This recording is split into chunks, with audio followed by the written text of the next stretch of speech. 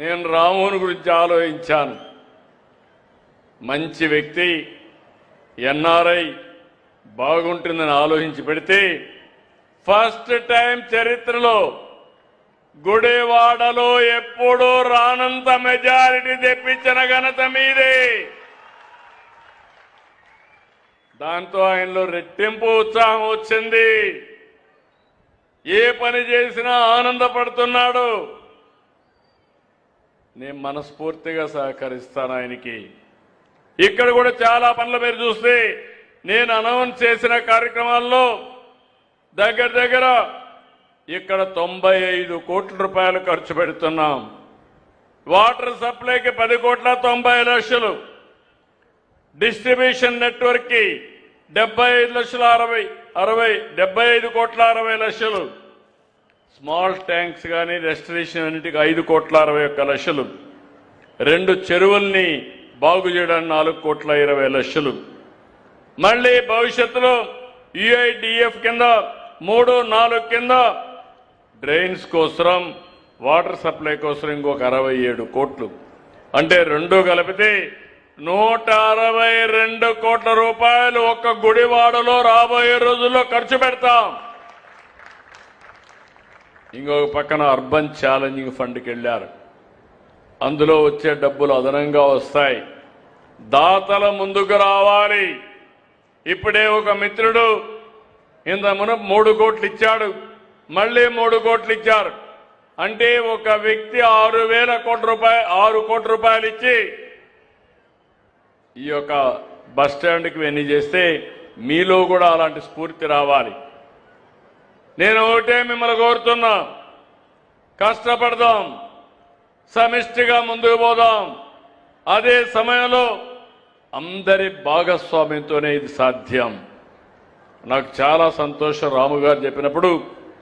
నేను నా విజయం కాదు ఇది, ఐ లవ్ విజయవాడ బోర్డు పెట్టానంటే 90 ప్రదేశాల్లో చెత్త ఇవన్నీ తీసేసి పరిశుభ్రమైన ప్లేసెస్ గా తయారు చేశామంటే ఇది నా ఒక్కడి విజయం కాదు, ఈ విజయం గుడివాడ ప్రజానీకమదని చాలా స్పష్టంగా వారు చెప్పారు. ఆ స్ఫూర్తి మీరు అందిపుచ్చుకోవాలి. ఇంకో పక్క 94% మాకు మొన్న ఓట్లేసి గెలిపించారు. అటు మొత్తం గెలిచిందే 94%, ఓట్లు 57% వేశారు.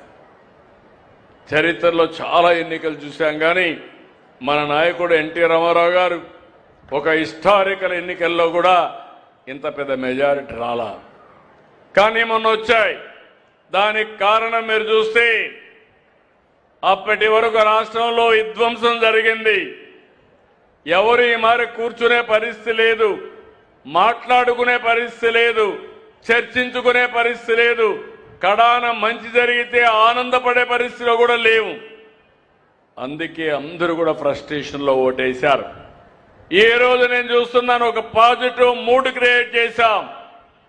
ఈరోజు మీ అందరికి హామీ ఇచ్చేది, మీరు నాకు సహకరించాల్సింది. నేను ప్రభుత్వాన్ని ముందుకు తీసుకుపోగలుగుతున్నాం. సంక్షేమం, అభివృద్ధి, సుపరిపాలన, ఈ 3తో ముందుకు పోతున్నాం. మొన్న ఎన్నికల్లో చాలా వరకు చెత్తంతా క్లీన్ చేశారు. మామూలు చెత్త కాదు, ఆ నోర్లు ఏమి నోర్లో నాకు అర్థం కాలేదు, కానీ ఆ నోర్లన్నీ ఫెనాయిలే శుభ్రంగా క్లీన్ చేశారు మీరు. ఇప్పుడు మిమ్మల్ని అడుగుతున్న, ఇంకా అక్కడక్కడ కొంత చెత్త వాసనలు ఉన్నాయి. ఇంకా రాజకీయాల్లో క్రిమినల్స్ వాళ్ళు మారరు, జీవితంలో మారరు.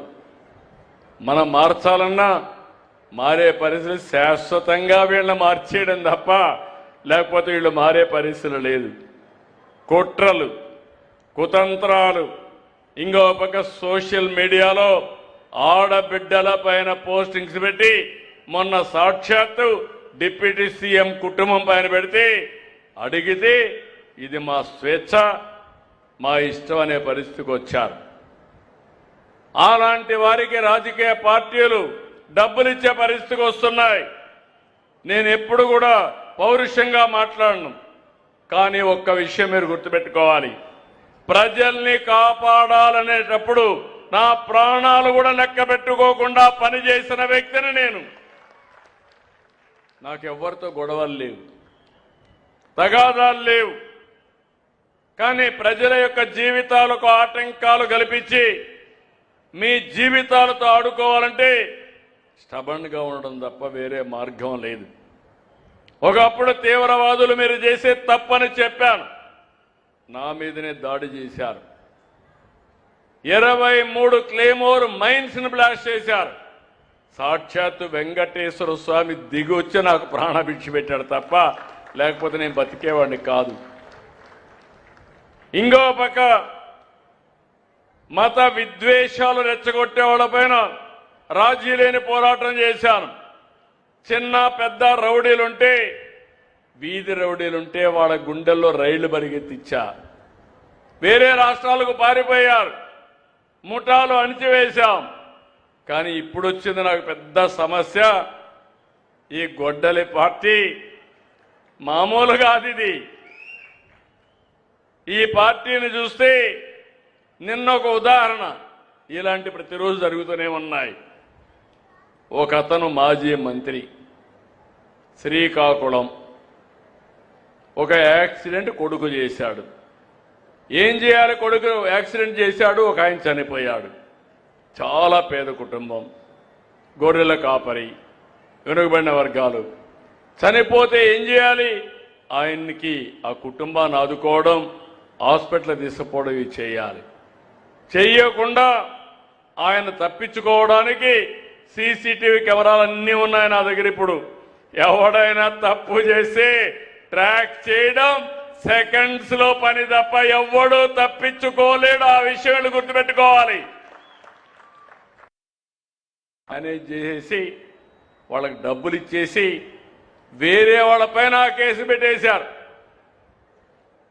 అంటే ఒక నేరాన్ని తప్పించుకోవడానికి ఇంకొక నేరం. వీళ్ళ ఉద్దేశం ఆ రోజు వివేకానంద రెడ్డిని గొడ్డలితో చంపి తర్వాత కాదు గుండెపోటు అని చెప్పి అడ్డంగా దొరికితే నా చేతిలో కత్తి పెట్టి నారాసుర రక్త చరిత్రని క్రియేట్ చేశారు. అంటే ముఖ్యమంత్రి పైనే మీరు ఆలోచించుకోవాలి. ఎందుకు నేను ఈ మాట మాట్లాడుతున్నానంటే చెప్పకపోతే నాకు తప్పు అవుతుంది. హెచ్చరించడం నా బాధ్యత. ఈరోజు దీపావళి పండగ చేస్తున్నాం. ఎందుకు దీపావళి పండగ? నరకాసురుడనే ఒక రాక్షసుడు ఉండేవాడు.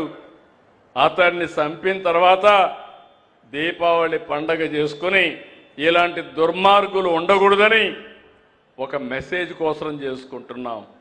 కొంతమంది అంటున్నారు మీరు మాట్లాడొద్దండి. నేను మాట్లాడను. మళ్ళా మీరు వచ్చి రఫా అంట వస్తే మీరు కూడా ఏమారిపోతే అది నిజంగానే రఫాలు ఆడిస్తారు. మొన్న చేశారు, మీరు చూశారు. ఎంత ధైర్యం ఉండాలని అడుగుతున్నా. మామూలుగా ఎప్పుడన్నా చూశారా?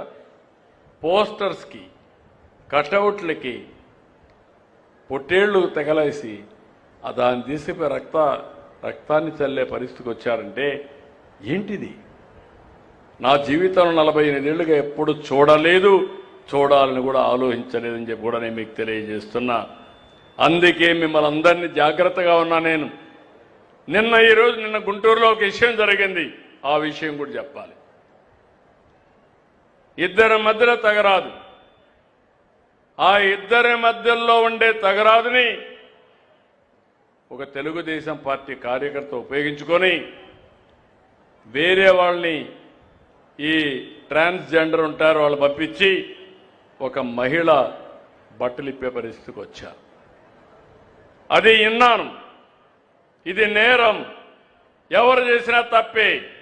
ఇమ్మీడియట్గా అతన్ని పార్టీని సస్పెండ్ చేయడమే కాకుండా అరెస్ట్ చేయమని ఆదేశాలు ఇచ్చానని మీ అందరికీ ఇన్ఫర్మేషన్ ఇస్తున్నా.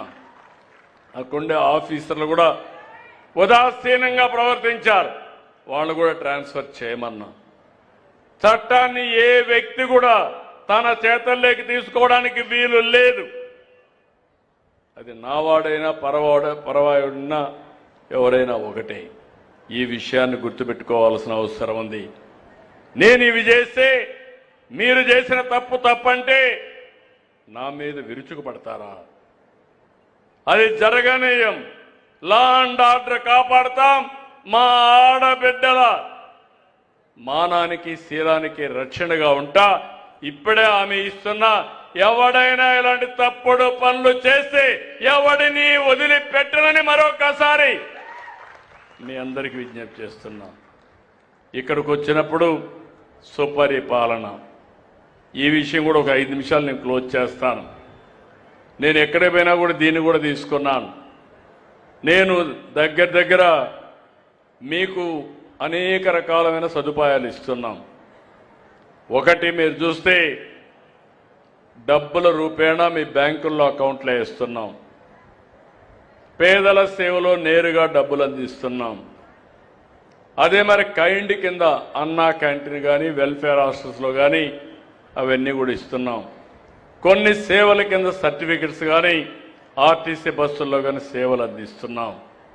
ఇవన్నీ కూడా నేను అనలైజ్ చేస్తున్నాను. ఐవీఆర్ఎస్ పంపిస్తున్నాను. టెక్నాలజీ టచ్ చేస్తున్నాను. ఇంకో పక్క మీ అనుభవాల్ని, మీ మనోభావాల్ని పసిగట్టడానికి ఎప్పటికప్పుడు నేను ఒక పద్ధతి ప్రకారం చేసుకుంటూ వస్తున్నా.